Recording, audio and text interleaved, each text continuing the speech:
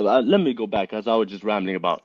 Sure. So basically, for example, could you explain to me about like war slaves? What happened like when the Muslims took people as war slaves or war captures? Like what would happen to them? Even either male or female, but of course the female part is what I'm most interested in about. So what would happen to these people that the Muslims took as captives? I honestly, I have a video on that, and I'm I already don't going watch to the upload videos. another, and I'm already going to upload another video. Well, if you're asking a question, you can watch that video for an answer. Like, Oh, but like but if you could give me you're a short asking me, answer, if you're asking me for a question, you know, obviously you can watch my video which has details in the answer instead of me repeating the same thing again. I didn't ask you to watch my videos. Okay. You're Let asking me a just question. So in that in these videos, I've already went into extensive detail about this, but I'll give you a basic overview, a very quick overview of the issue anyways. There's no such thing as slaves. The Prophet prohibited calling war captives slaves. They can go free by doing something called mukataba. They can go and ransom themselves and go free. So they're not owned by the person. You cannot hit them. Sorry, wait. They could do what? What is it called? It's something called mukataba. As I said, look, I just give you a summary without you. Yeah. But what do you do when you do that? Yeah, you gotta let me speak without interrupting me. Oh, sorry. So you can understand what I'm trying to say. Okay. So if you want extensive, that's what I'm saying. If you want expensive detail, you can watch the video instead of me right now explaining every extensive detail. I'm going through the same process again. Mukataba is where someone can go to a judge and ransom himself, meaning give money in order for him to go free. They can do that. So therefore, those individuals who are captives of war are not owned by the individual because they can go. It's not slavery. And they're not called slaves because the Prophet prohibited that. You have to feed them from what you eat, whether you eat caviar, whatever you eat. You got to feed them caviar as well in the morning. Whether you wear Gucci and Armani, they have to wear Gucci and Armani as well. You clothe them from what you wear. That's what the Prophet said, by the way. That's not what we're saying. That's what the Prophet told us. You cannot hit them. Or there is one person who hit a captive, and then the Prophet forced him or commanded him to free that person. So you cannot do any of that. So these are captives of war that are taken. Know that those captives of war, the leader of the Muslims can do many things, can ransom them for other prisoners, can ransom them for money, give them to the enemy and take money. He can let them go free.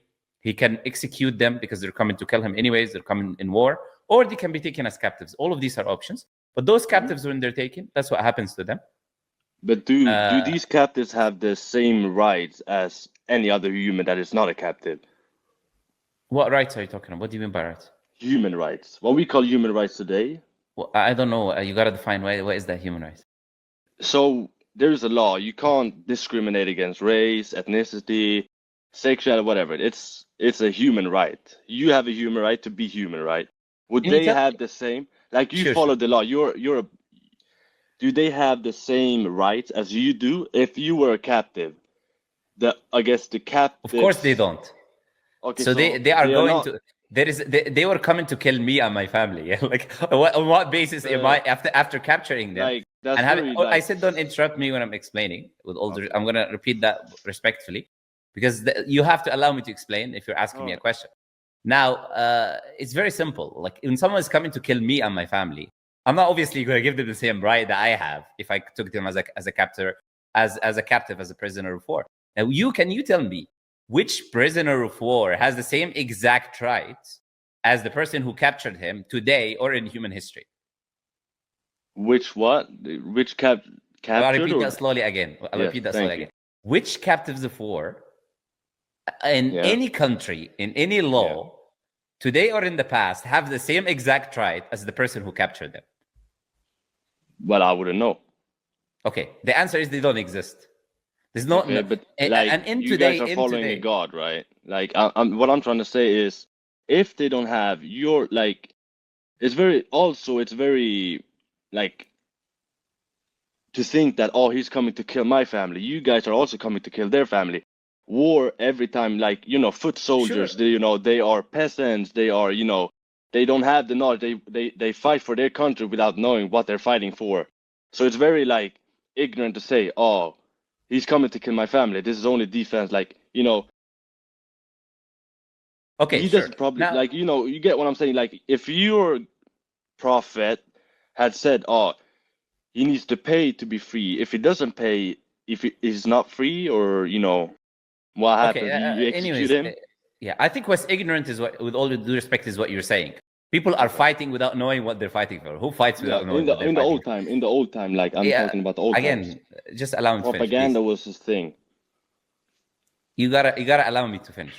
All right. So nobody fights without knowing what they're fighting for. They know what they're fighting for. Nobody kills another human being, tortures them, holds a weapon and points it at other people without knowing while he's in war. Soldiers know why they are in war. They know why they're fighting the other people, which is why they get all of this trauma and all of this psychological, because they know, many of them, that they're doing things which are wrong when they go to war and do the things that they do. Now, that's the first thing. Second thing is, yes, you're also coming to kill them. Yes, exactly. That's why when they take our prisoners, they don't feed them from what they eat. They don't clothe them from what they wear. They don't not hit them. They don't give them a chance to go free to ransom themselves if they want it. Do you know what they do to them? Like what those garbage soldiers of offensive forces in Palestine today did. They're raping prisoners. Yeah, I don't know. When it comes to Palestine and everything, I'm all for it. And no, I'm making a point. I'm making a point at what other countries today. I don't see you now talking about human rights and mentioning them and war and this stuff. We're talking about what they're doing today, let alone 1,400 years ago, or whatever it is. Now, there is no more merciful ideology on earth other than Islam when it comes to prisoners and captives of war. Now, what you personally like, what you don't like, we're personally not interested in. Muslims are not interested in subjective opinions and what you feel and what you don't feel. No. Now, as an atheist, can you tell me where do you bring right and wrong from? What is your proof?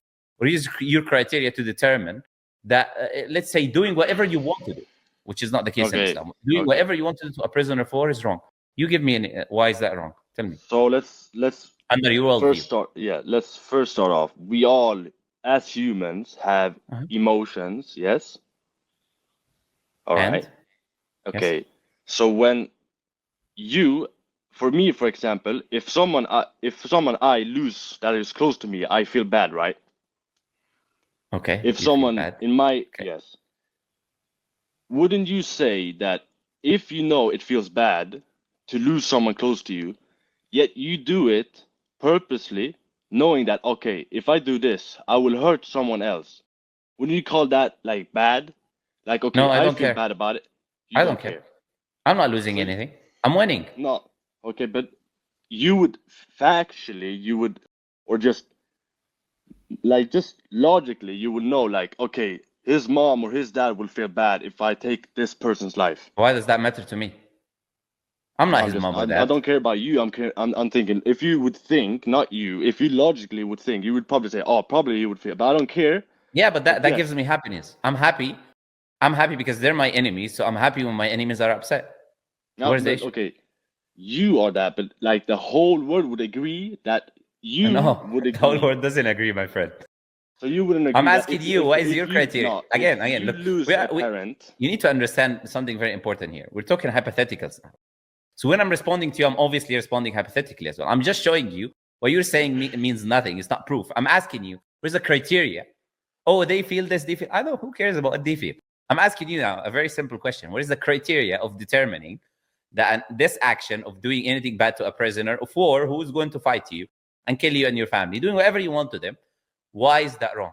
They killed my brother in war, so I'm doing the same to them. What is the problem? Why is that wrong? If they go, you mean in war, specifically in war? We're talking about prisoners of war, aren't we now? Okay, yeah. So sure. I thought you just meant like just more morals and everything about that. Okay, sure. Yeah, I did. But now I'm just using a specific question. You changed. Okay, perfect. No, I didn't change. We're gonna talk about your objective morals. But I'm asking about what you ask about to show the inconsistency, because you're asking about prisoners of war. So you gotta demonstrate your position when it comes to morality, when it comes to prisoners of war under your worldview before you ask.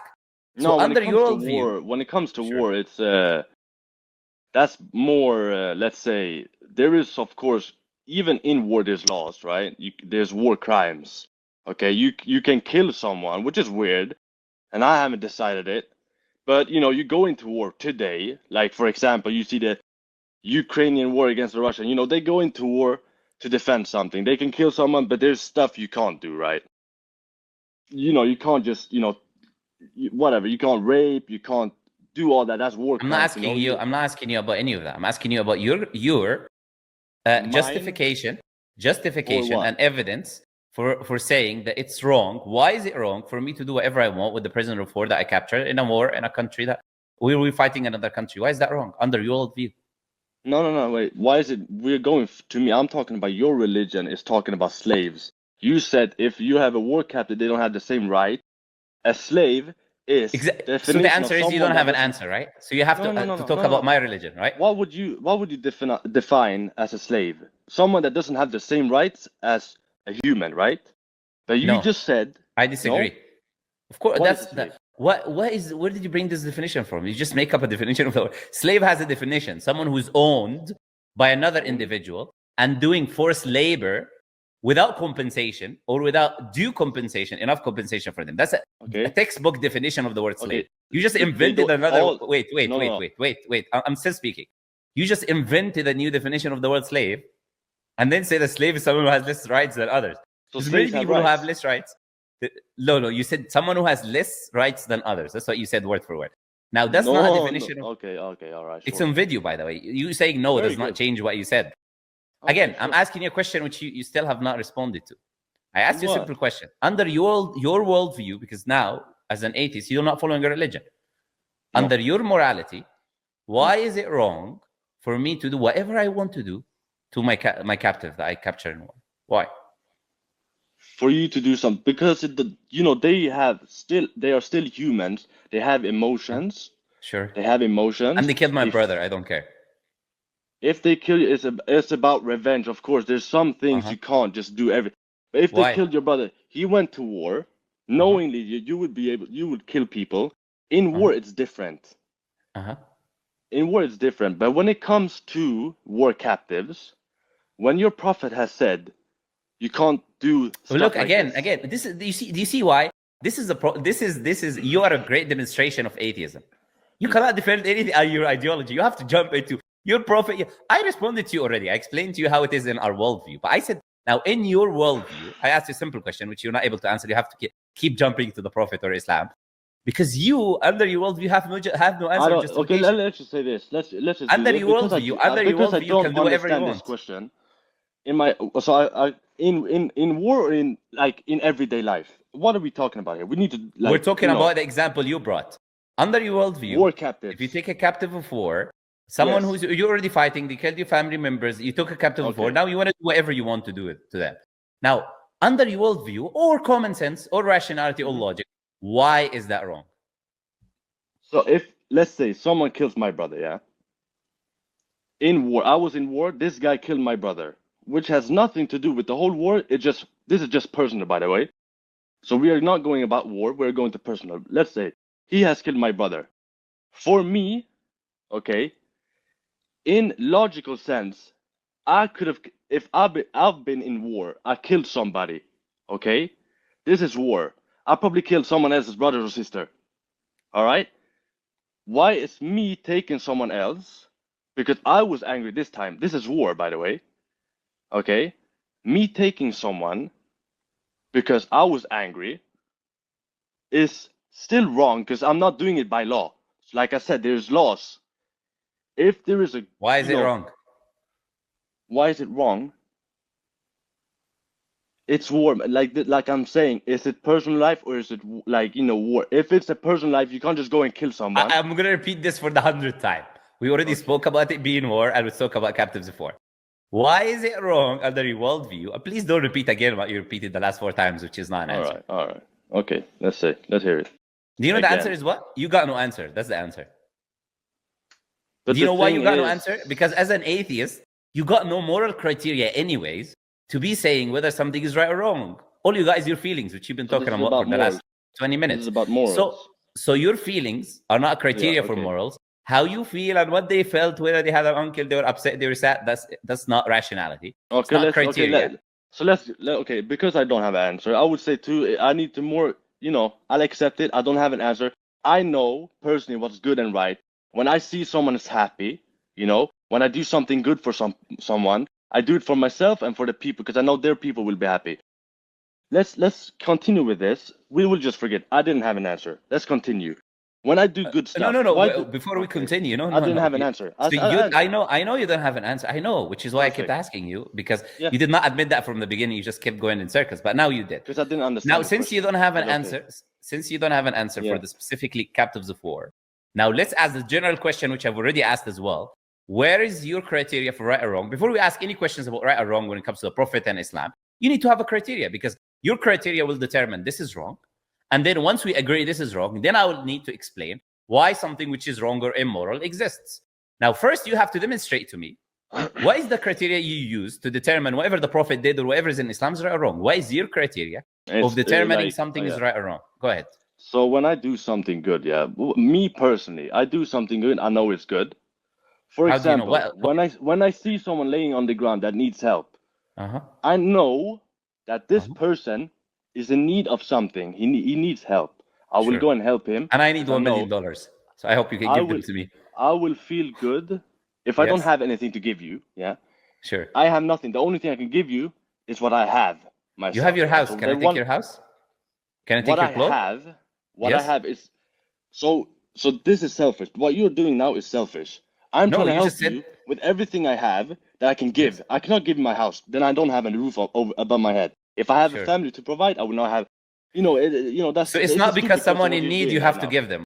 So what you just said makes no sense. Can I finish? Yeah, go. Of course. Thank you. Sure. So this person laying on this ground, he needs help. I will help him up. I will call an ambulance. He will feel good. Maybe he will remember me, like, oh, this person helped me out when I was in need. Okay, he didn't ask for $1 million. Maybe you would do it. He was just asking to be helped. Okay. For example, when I do it, I'm not doing it for someone. I'm doing it for myself and the person in need. You guys, now I'm talking about Muslims. But again, why you gotta stop jumping to us. No. Now you're jumping to. You gotta stay on. I'll let you finish if you stay on topic. You've not given a criteria yet. And then you jumped into you guys. So I'm making sure you're still on topic. Yeah. You're still on the moral thing. Yeah, I'm asking you. What is your criteria? So why did I do this? Can you explain to me why I did this? I just told you I did this because I feel good. I know what you did. What you did. You gotta explain why you're doing what you're doing. Why you're asking me? So this person is falling down. So why is he laying down? Let's do this just logically. If I was like that, I know he's hurt. I can see it in his face. I can see it in his expression. He is hurt. If me I not asked you a simple helping, question. Why is with your friend who's on the no, you cannot because you keep going in a circle. I asked you a simple question. What is your criteria? I didn't ask you to give me a hypothetical example of a guy who's laying on the floor because he doesn't. He needs food or whatever. I said, what is the criteria of determining the action of helping him is right or wrong? What is the criteria? What is the goalpost? What is the measurement that you use? Okay, this is how I know this action is stuck. You're very stuck on the right and wrong. You're very stuck on right and wrong. Oh no, it's not me. It's you who's coming to talk about what is wrong in Islam. You're the one who's taking it wrong. So if you are, you gotta tell us your criteria, the moral high ground you're judging from. Where is your criteria that you're using to judge Islam and the Islamic actions to be right or wrong? Go ahead. Why I can judge it because you have set standards, right? You guys have set standards what is right and wrong. If you guys don't abide by it, that means it's what do you call it in English? Nobody's talking about us. We're talking about you. No. Why I can say it's a contradiction if you guys have a set right and wrong. You guys have objective moral. You don't have subjective. You have objective morals. In Islam, You have objective morals. It's what the Quran says, and it's what Muhammad lived by. Yes. Okay, sure. If he then doesn't abide by these objective morals, isn't that a contradiction? We're talking about you and your objective morality. When you brought the example, don't interrupt. When you brought the example of the Prophet, you did not bring an example of something he did that he didn't abide by. He abided by all the laws of Islam. So there is no contradictions there. You asked about you don't even know the rules of Islam when it comes to captives before. You asked about them. So there isn't with the captors, with the females. You gotta listen to understand what I'm saying. You gotta listen to what I'm saying first. You gotta listen to what I'm saying first in order for you to understand. Your argument was it's a contradiction if you guys set some rules and morals which are objective and not follow them.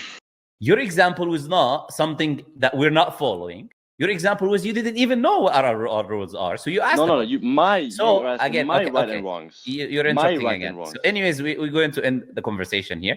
And I'm gonna let you because you do interrupt every few seconds when I'm speaking. and it's not nice. All I'm going to say is this: you as an atheist, and this is what I need you to reflect on. Before you point fingers, you have no criteria of right or wrong. You only have your feelings and subjective opinions on a guy who was on the floor, he wanted food or whatever it is. You don't have an objective criteria of right or wrong. Under your worldview, if you do whatever you want to whoever you want, you cannot give a logical, objective justification why that is wrong. So before you point fingers at the Prophet or Islam or anyone, you need to first rethink your criteria. What is the objective criteria that you can demonstrate to us, where you're using as a high moral ground to tell us, oh,